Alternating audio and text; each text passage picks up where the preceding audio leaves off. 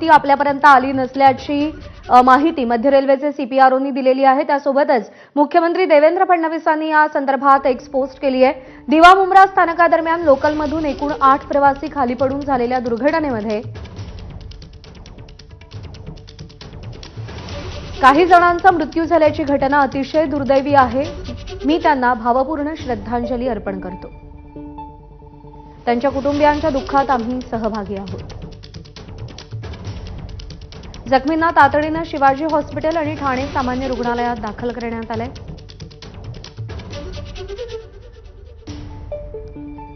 त्यांच्यावरती उपचार सुरू आहेत। स्थानिक प्रशासन समन्वय साधत आहे। जखमींना लवकरच आराम मिळावा अशी आपण ईश्वरचरणी प्रार्थना करतो, असं देखील फडणवीसांनी लिहिलेलं आहे।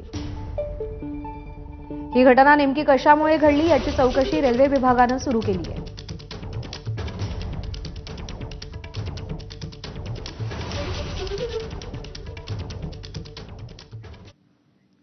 दरम्यान मुंब्रा स्टेशन जवळ एक अत्यंत धोकादायक वळण आहे आणि या वळणावरून जाताना